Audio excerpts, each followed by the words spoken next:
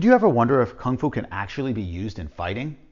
Today, we're going to go over the heavy punch and 5 different ways that you can apply it to an attacker. Here we go.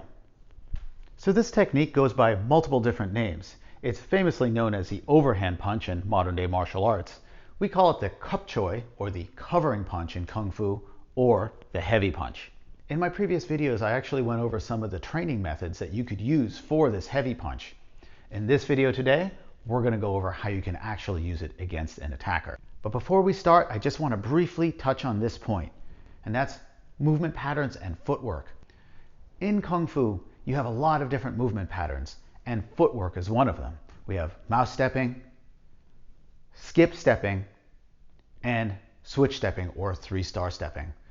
And you'll notice in this video today, I'll be using a lot of these footwork patterns inside of each of the techniques. Also, there's blocking. My partner and I will be defending these techniques that are coming in because we don't actually want to get hit. We have different things like wiping blocks, forearm cutting blocks, elbow blocks, or long bridge blocks. And these are just different defensive patterns that I can use to protect myself when the strike comes in. We'll also be wearing open finger gloves. Now the gloves provide protection for ourselves so we don't get hurt and our partner doesn't get hurt, but the fact that it's open hand or open palm makes it so we can use more Kung Fu style blocking and Kung Fu style striking. First, we're going to go over the direct attack. In the direct attack, it's exactly that. I'm going to step in, throw my strike, and then come back out of range, and my partner is going to block, and we're going to do this back and forth. So just a really quick key point to the strike, I'm lifting my elbow up, shooting outward and downward. Right? Swinging that arm like I'm pitching a baseball. My elbow comes up, I'm shooting it outward and ripping downward, hitting with the first 2 or last 3 knuckles. I can also just swing my entire arm down and try to hit with a knuckle of my index finger. Be sure to utilize your Kung Fu footwork and defensive patterns. This way you can work on distancing, timing, defensive reactions, and your actual combat response time. The next way I like to do this is combining this with another technique. So I'm going to step in with a low straight punch or corkscrew punch to my partner's body, and I'm going to try to bring their guard down. And after their guard's down, I'm going to come over the top of that strike. So this is a basic low-high striking pattern. My strike to the gut is to bring their attention down low, and that often leaves them open for a high shot. This also follows a basic lead hand, rear hand striking principle, or left-right striking principle. Progressively pick up the speed and power of each of the techniques, but don't go so hard or so fast that your partner can't block you. And you also want to be mindful of not hurting each other. Now I'm going to do a very similar tactic where I'm going to use an uppercut to make my partner do a wiping block or a pat block downwards. And when he does that block downward, I'm going to come over the top. So it comes underneath and then over on top. This is called a double punch because I'm literally striking twice with the same arm. This forces your opponent to block twice with the same hand, which often can be pretty tricky. This style of drill is designed to give maximum repetitions for both offensive and defensive techniques. Our goal is to develop appropriate reaction and response, and regular repetition is a well-known way to achieve this goal.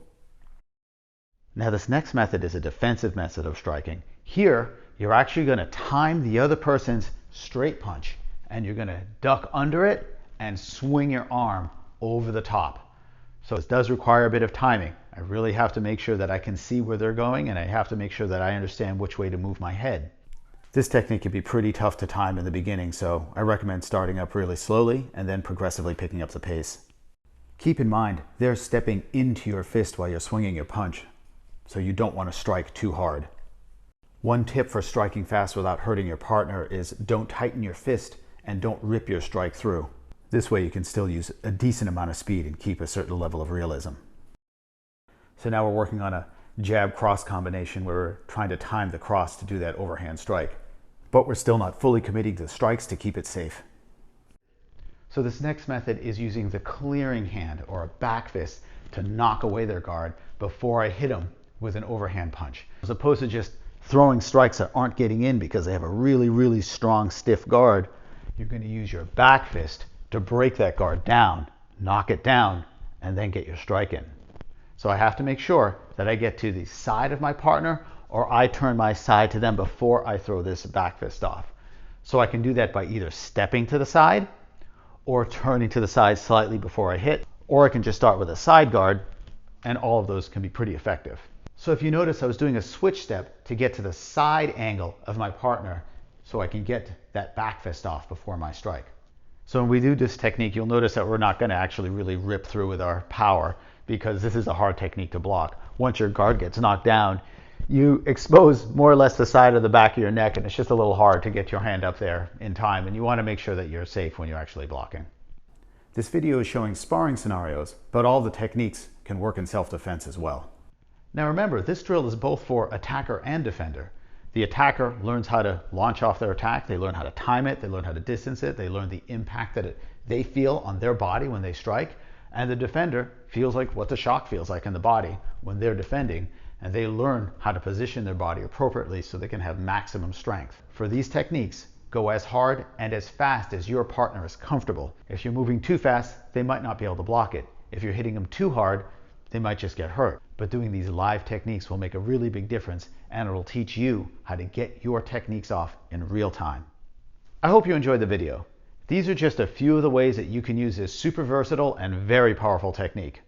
If you have any questions, please leave a comment down below, and I'll see you next time.